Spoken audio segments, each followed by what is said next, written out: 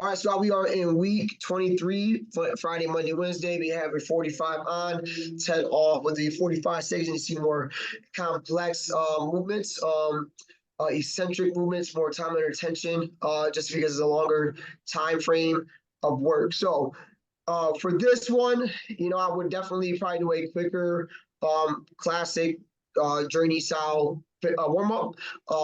Just because some of the demonstrations might take a little longer than usual, being that there are going to be several steps to these exercises. So exercise number one, we have your dumbbell complex push-up, bent over row into an overhead press. So you're accomplishing a lot of the movement patterns in just one exercise. You have your horizontal push with a push-up, your horizontal pull with the bent over row, and you got your vertical push with the overhead press. You want to get 3 reps of each, 3, 3, 3, with 3 different exercises within that 45-second time frame. So 3 push-ups, come up, 3 bent over rows, 3 overhead press.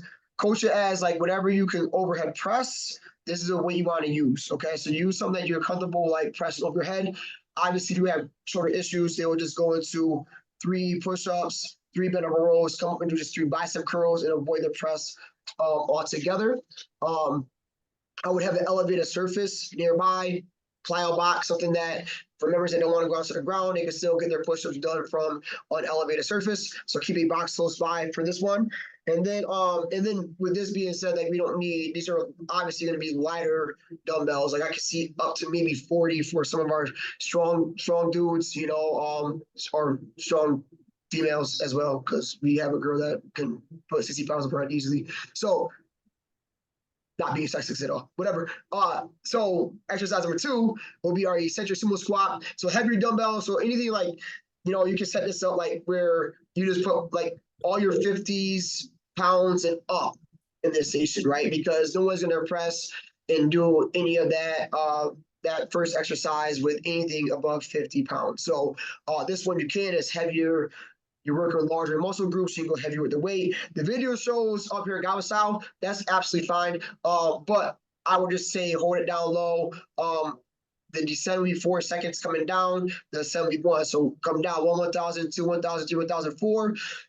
Again, time under tension, getting that blood flow into the muscles, and you explode up, driving through your heels, activating your quad, hammies, and glutes. Have an elevated surface to elevate the heels if anyone has issues with the squat. All right, you can have some fun with this one since it's a sumo one. Slap the thighs, getting your best Rakishi sumo type stance to have some fun with it. Smack the thighs, ride the base. All right, get the quads fired up. On exercise number 2, we're gonna go into some more carries. Carries are very important. As a walk and plank. Who said that? Who was it? It was Great Cook. How all farming carries should look at it or think of it as a walk and plank. So you really want to brace your core, press your belly button to your spine, stay tall, posture, all involved. And then you're going to get the single leg balance in here by getting that march. Obviously, hip flexor movement. So you're going to use the core to actually get the knees up as you walk it out. So there's a lot going on here. And then you got your building up your absolute strength by holding kettlebells that are relative to your body weight. The goal for any like farmer carry that's low, right? You should be able to carry half your weight in each arm. So I'm 210 pounds. I should be able to carry 105 pounds in each arm pretty easily, right? So that's the goal, right? Make it through that 45 seconds, working grip strength, all that's involved in a farmer carry. So huge movements for that. Then we're gonna go to some body weight, some power, stability, absorbing floor, like so the contact, right? So just a really athletic move. So you have a single leg vertical jump. So keep that soft knee, want to jump as high as you can. So again, hands up, right? As if you're like doing a combine workout. You see like the athletes, they have to, do the vertical jump. So you want to get power. So the power comes from the legs as you jump as high as you can.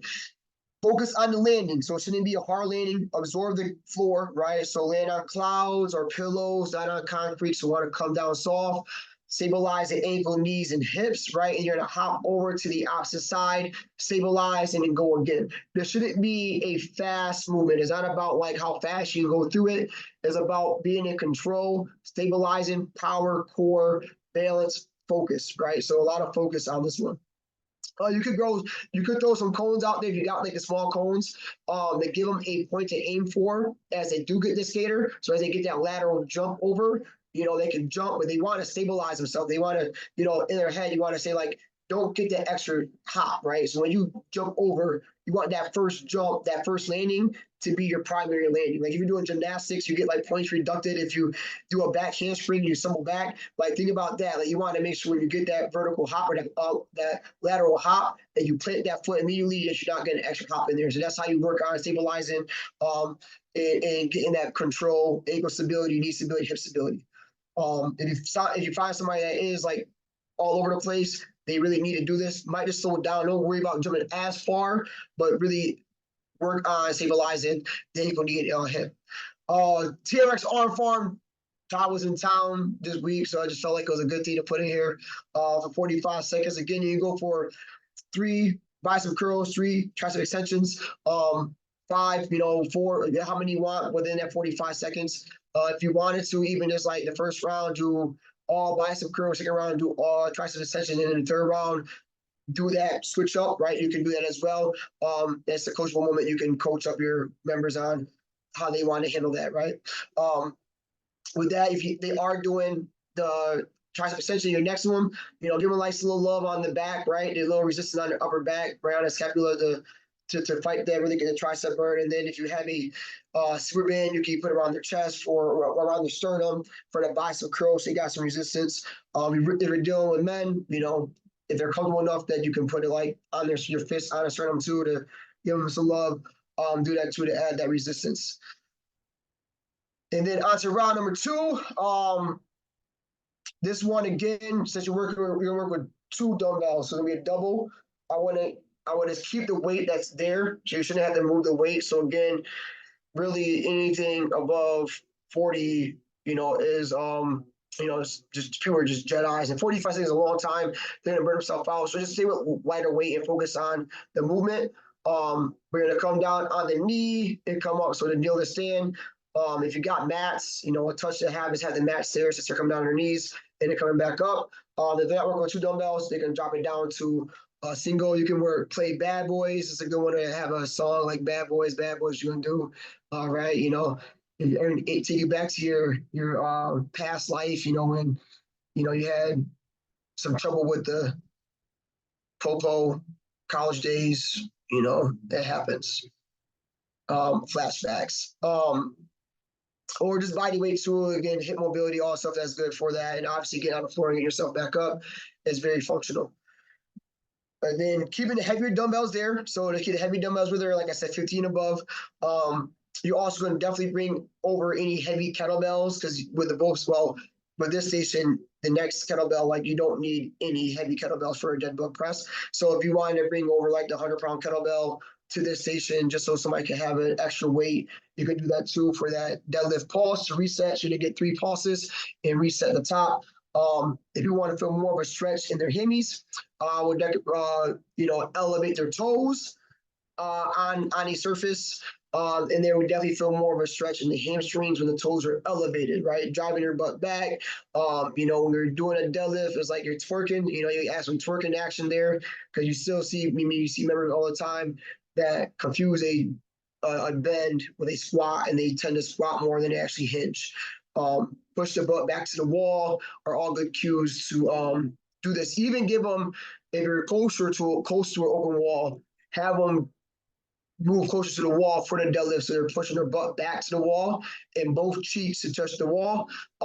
As they're doing the deadlift, if they feel like they're missing the wall, they most likely are going to be squatting. Over here, if you got any benches, boxes, again, you can put over by this station. So you're gonna get a little corrective exercise with a dead bug and a double press. So taking light kettlebells as you press it up, keep the arms up. Then you want to add the dead bug to the lower back, should be flat on the ground. Imagine you squishing a bug with your lower back. Press the belly button to the spine. You don't want to arch in the back. You want to keep your lower back flat and do a good back. So you got hip mobility here, and again, low back health on a dead bug, while you still get a little horizontal push in there as well.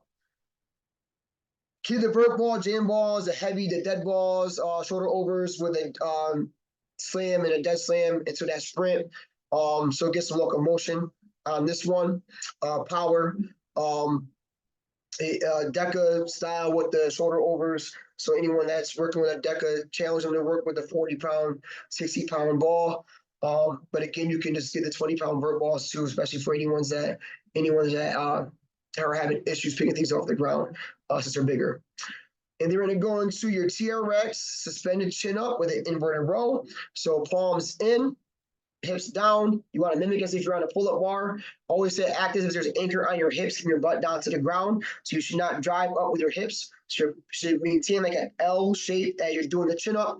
Once you reach the chin up, then you come into a tabletop position to get that inverted row.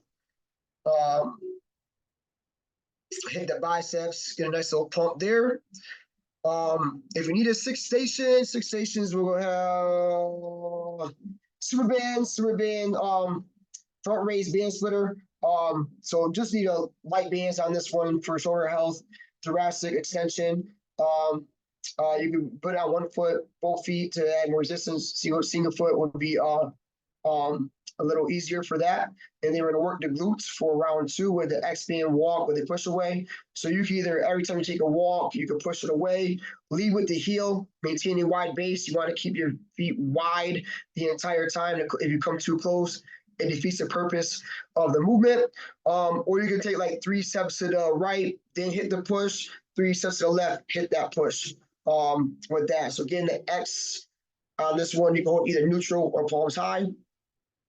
And then our finisher, if you have the time, you can do 20, 25, 10 seconds recovery.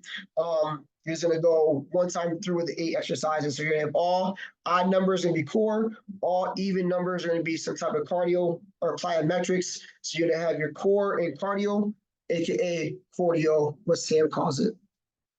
And that is your Friday, Monday, Wednesday workout, week 23.